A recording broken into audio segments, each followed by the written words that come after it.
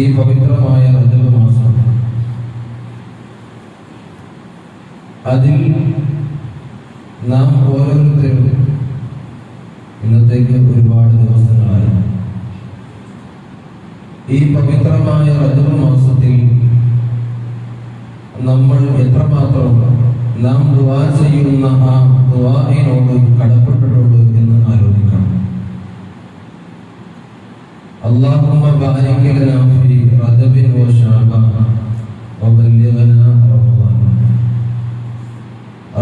റജബ് മാസത്തിൽ ഞങ്ങൾക്ക് ബറക്കത്ത് ചെയ്യണം. സാധാരണ നിലയ്ക്ക് നമ്മൾ പറയുന്നതാണ്, ചില ആളുകളൊക്കെ വന്ന് പറയും, എത്ര പൈസ കിട്ടിയാലും മതിയാകില്ല. കൂടുതൽ ആൾക്കാരും പറയുന്ന ഒരു പരാതിയാണ്, നല്ല കച്ചവടമുണ്ട്, പൈസക്ക് കിട്ടുന്നുണ്ട്, നല്ല ശമ്പളമുള്ള ജോലിയാണ്, എവിടെയും മതിയാകില്ല എന്ന് പറഞ്ഞാൽ ബർക്കത്തില്ല എന്നാണ് ആ പറയുന്നതിന്റെ ചുരുക്കം. അത്തരത്തിൽ റജബ് മാസത്തിൽ ഞങ്ങൾക്ക് ബർക്കത്ത് ചെയ്യണം എന്ന് ദുആ ചെയ്യുമ്പോൾ ഇബാദത്ത് കൊണ്ടുള്ള ബർക്കത്ത് ഒന്നാം സ്ഥാനത്ത്. പിന്നെയും നമുക്ക് അതിന്റെ വിശദീകരണം കൊടുക്കാവുന്നതാണ്. ഇബാദത്തുകൾ കൊണ്ടുള്ള ബർക്കത്ത്, ചൊല്ലിയ ഇബാദത്ത് കൊണ്ട് വലിയ ബെനിഫിറ്റ് കിട്ടണം, വലിയ ഫലങ്ങൾ കിട്ടണം, ഉപകാരം കിട്ടണം.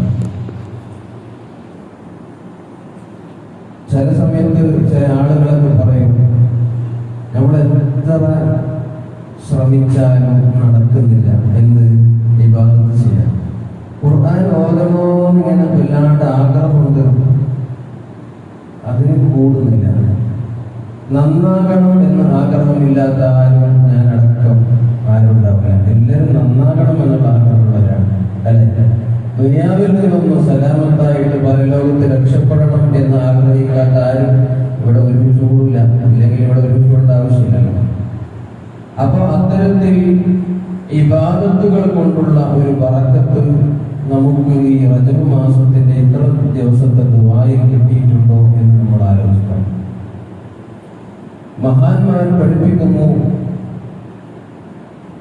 കസ്റത്തു സ്വലാത്ത്, സ്വലാത്ത് വർദ്ധിപ്പിക്കുക എന്നതിന്റെ അർത്ഥം ഇങ്ങനെയും പറയാം.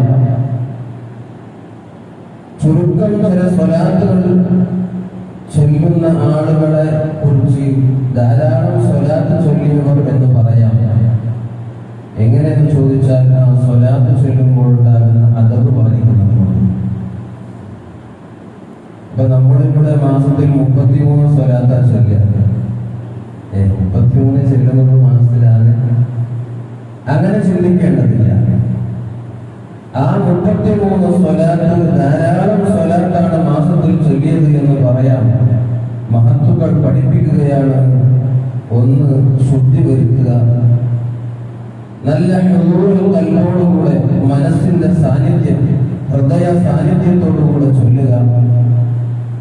മനസ്സിൽ നാം ഹബീബായ നബി സല്ലല്ലാഹു അലൈഹി വസല്ലമ തങ്ങളെ ദർശനം നടത്തിയിട്ടുണ്ടെങ്കിൽ, കണ്ടിട്ടുണ്ടെങ്കിൽ, നബി തങ്ങളുടെ ആ രൂപം, ആ മുഖം നമ്മുടെ മനസ്സിലേക്ക് തസവ്വുറാക്കുക, കൊണ്ടുവരിക.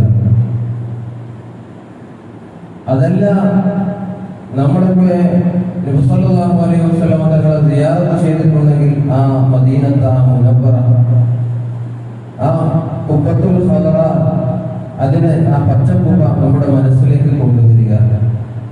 അതൊന്നുമില്ലെങ്കിൽ ഫോട്ടോയിൽ കാണാത്ത ആൾക്കാരും ഉണ്ടാവില്ല, അത് മനസ്സിലേക്ക് ഹാജരാക്കുക. അത്തരത്തിൽ അതിന്റെ ചിട്ടകളും അതറുകളൊക്കെ പാലിച്ച് ചൊല്ലുന്ന ചുരുക്കം സ്വലാത്താണെങ്കിലും ആ സ്വലാത്തിനെ കുറിച്ച് ധാരാളം സ്വലാത്ത് ചൊല്ലി എന്നുള്ള ഗണത്തിൽ പെടുമെന്ന് മഹത്തുക്കൾ പഠിപ്പിക്കുകയാണ്. എന്ന് പറഞ്ഞാൽ ആ സ്വലാത്ത് കൊണ്ടുള്ള ബറക്കത്ത് എന്ന് ചുരുക്കം. അങ്ങനെ അത്തരത്തിൽ ചെറിയ ഇബാദത്തുകൾ കൊണ്ട് വലിയ നേട്ടങ്ങൾ കിട്ടാൻ വേണ്ടിയിട്ടാണ് ഈ റജബ് മാസത്തിൽ അല്ലാഹുമ്മ ബാരിക് ലനാ ഫീ റജബ് എന്ന് നമ്മൾ ദുആ ചെയ്യുന്നത്. ഈ പവിത്രമായ റജബ് മാസം, ഈ റജബ് മാസത്തിൽ നമ്മൾ വല്ലാണ്ട് ശ്രദ്ധയോടുകൂടെ ഓരോരോ സമയങ്ങൾ ചെലവഴിക്കേണ്ടതുണ്ട്. കാരണം ഈ റജബ് മാസം നമ്മുടെ ജീവിതത്തിന് ഒരുക്കാനുള്ള മാസമാണ്. ശഅബാൻ മാസവും അങ്ങനെ തന്നെ കൂടുതൽ നമ്മൾ നന്നാകാൻ വേണ്ടിയുള്ള മാസമാണ്. റമദാനാകുമ്പോഴെല്ലാം നമ്മൾ ഒരുങ്ങേണ്ട ഒരു മാസം മറിച്ച് റജബിലാണ്. ഹബീബായ നബി സല്ലല്ലാഹു അലൈഹി വസല്ലം തങ്ങളുടെ ഹദീസ് റജബുൻ ശഹറുല്ലാഹി വശഅബാൻ ശഹ്രി വറമദാൻ ശഹ്റു ഉമ്മത്തി ശഫീഉനാ മുഹമ്മദുർ റസൂലുള്ളാഹി സല്ലല്ലാഹു അലൈഹി വസല്ലം തങ്ങൾ പഠിപ്പിക്കുകയാണ്, റജബുൻ ശഹ്റുല്ലാഹ്, അല്ലാഹുവിന്റെ മാസം. എന്താണ് ഈ അല്ലാഹുവിന്റെ മാസത്തിന് മഹത്വങ്ങൾ നമ്മോട് പറഞ്ഞു തരുന്നത്? അയ്യതജല്ല റബ്ബു ഇലാ അബ്ദിഹി ബിൽ അഫ്വി വൽ ഗുഫ്റാൻ മിൻ ഗൈരി തവസ്സുതി ശഫാഅത്തി അഹദി. ആരുടെയും ശുപാർശയില്ലാതെ തന്നെ അല്ലാഹു അടിമയിലേക്ക് ദോഷം പൊറുക്കൽ കൊണ്ടും വിട്ടുവീഴ്ചകൾ കൊണ്ടും അല്ലാഹു മുന്നിട്ട് വരുന്ന,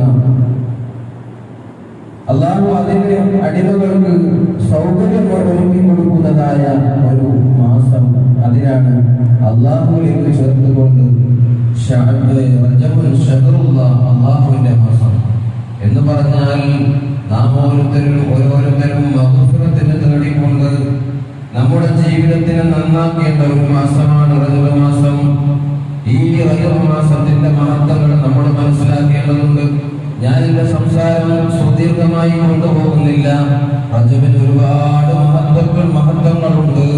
നാം ഏവരും മഹത്വം കാണുന്ന മാസമാണ് റബീഉൽ അവ്വൽ മാസം. എന്തുകൊണ്ട്? നമുക്ക് ഏറ്റവും പ്രിയപ്പെട്ട ഹബീബായ മുഹമ്മദ് റസൂലുള്ളാഹി സ്വല്ലല്ലാഹു അലൈഹി വസല്ലം തങ്ങൾ ജനിച്ച മാസമായതുകൊണ്ട്. അതേ സമയത്ത് ഹബീബായ സ്വല്ലല്ലാഹു അലൈഹി വസല്ലം തങ്ങൾക്ക് ഏറ്റവും പ്രിയകരമായിട്ടുള്ള മാസം, ഹബീബായ സ്വല്ലല്ലാഹു അലൈഹി വസല്ലം തങ്ങൾക്ക് വലിയ സൗഭാഗ്യം ലഭിച്ചിട്ടുള്ള മാസമാണ് റജബ് മാസം. നമുക്ക് മനസ്സിലാക്കിയതുപോലെ റജബ് 27 സുബ്ഹാനല്ലദീ അസ്റാ ബി അബ്ദിഹി ലൈലൻ മിനൽ മസ്ജിദിൽ ഹറാമി ഇലൽ മസ്ജിദിൽ അഖ്സ അല്ലദീ ബാറക്നാ ഹൗലഹു ലിനബിയഹു മിൻ ആയാതിനാ എന്ന് വിശുദ്ധ ഖുർആൻ ഇസ്റാ സൂറത്തിൽ നമ്മെ പഠിപ്പിക്കുന്നുണ്ട്. ഹബീബായ നബി സല്ലല്ലാഹു അലൈഹി വസല്ലം തങ്ങൾ മസ്ജിദുൽ ഹറാമിൽ നിന്ന് മസ്ജിദുൽ അഖ്സയിലേക്ക് അല്ലാഹു രാപ്രയാണം നടത്തിയ സംഭവം. അതിൽ വ്യക്തമായിട്ട് ഇസ്രായിനെ കുറിച്ചും വ്യംഗ്യമായിട്ട് മിഅ്റാജിനെ കുറിച്ചും അതിൽ പരാമർശിക്കുന്നുണ്ട്. മിഅ്റാജ് യാത്രയെ കുറിച്ച് അതിന്റെ ഏറ്റവും സുപ്രധാനമായുള്ള വിഷയം ഹബീബായ നബി സല്ലല്ലാഹു അലൈഹി വസല്ലം തങ്ങൾ അല്ലാഹുവിനെ ദർശിച്ചു എന്നുള്ളതാണ്. അല്ലാഹുവിനെ ദർശിക്കാൻ പറ്റുക എന്ന് പറഞ്ഞാൽ വലിയ സൗഭാഗ്യമാണ്. നബി സല്ലല്ലാഹു അലൈഹി വസല്ലം തങ്ങൾക്ക് ഈ റജബ് മാസത്തിൽ അല്ലാഹു. അപ്പോൾ ഈ റജബ് മാസം ഒരുപാട് കാര്യങ്ങൾ കൊണ്ട് വലിയ നിലക്ക് ധന്യമായ മാസമാണ്. ആ റജബ് മാസം നമ്മൾ അതിന്റെ മഹത്വങ്ങൾ മനസ്സിലാക്കിക്കൊണ്ട്, ഉസ്താദിന്റെ സംസാരം ഞാൻ കേൾക്കാത്തതുകൊണ്ട് എന്തൊക്കെ പറഞ്ഞു എന്നറിയില്ല. ഒരുപക്ഷെ റജബിന്റെ ആ മഹത്വങ്ങളൊക്കെ പറഞ്ഞിട്ടുണ്ടാകും. അതുകൊണ്ട് അങ്ങോട്ട് ഞാൻ കടക്കുന്നില്ല. ആ റജബ് മാസത്തിന്റെ മഹത്വങ്ങളൊക്കെ ഉൾക്കൊണ്ട് നാം ഈ മാസത്തിനെ പരിഗണിച്ചുകൊണ്ട് നമ്മുടെ ജീവിതം നന്നാക്കാൻ വേണ്ടിയിട്ട് ഈ സമയങ്ങൾ ഉപയോഗപ്പെടുത്തണം. ഏറ്റവും കൂടുതൽ മഹാനായ അഹ്മദ് ബിൻ ഹംബൽ റളിയല്ലാഹു അൻഹു അല്ലാഹുവിനെ സ്വപ്നത്തിൽ കണ്ടു. മഹത്തുക്കൾ പഠിപ്പിക്കുകയാണ്, ആ സന്ദർഭം അല്ലാഹുവിനെ എങ്ങനെ സ്വപ്നത്തിൽ കാണുക, അല്ലാഹുവിനെ കാണൽ എങ്ങനെ, മുഅ്മിനീങ്ങൾ അല്ലാഹുവിനെ പരലോകത്ത് വെച്ച് കാണും. അല്ലാഹു തൗഫീഖ് നൽകുമാറാകട്ടെ. ഏറ്റവും വലിയ അനുഗ്രഹം അല്ലാഹുവിനെ കാണുക എന്നുള്ളതാണ്. ഒരു അടിമക്ക് അല്ലാഹുവിനെ കാണുക, അല്ലാഹുവിനെ അറിയുക എന്നുള്ളത് വലിയ സൗഭാഗ്യമാണ്. അല്ലാഹു തൗഫീഖ് നൽകുമാറാകട്ടെ. നമ്മുടെ മനസ്സിലെല്ലാം അല്ലാഹുവിനോടുള്ള അതിയായ മഹബ്ബത്ത് അല്ലാഹു നമുക്ക് നിറച്ചു തരുമാറാകട്ടെ. അവരുമായുള്ള ബന്ധങ്ങൾ അല്ലാഹു നമുക്ക് ഏറ്റി തരുമാറാകട്ടെ. മുഅ്മിനീങ്ങളെ, അഹ്മദ് ബിൻ ഹംബൽ റളിയല്ലാഹു അൻഹു വലിയ മഹാനാണ്. അവർ പറയുകയാണ്, അള്ളാഹുവിനെ ഞാൻ സ്വപ്നത്തിൽ ദർശിച്ചു. ആ സമയം ഞാൻ അള്ളാഹുവിനോട് ചോദിച്ചു, അള്ളാഹുവെ, നിന്നോട് അടുക്കാനുള്ള ഏറ്റവും നല്ല വഴി എന്താണ്? ആ സമയത്ത് അള്ളാഹു പഠിപ്പിച്ചു കൊടുത്തു, വിശുദ്ധ ഖുർആൻ എന്ന കലാമം അത് പാരായണം ചെയ്യുക എന്നുള്ളതാണ്.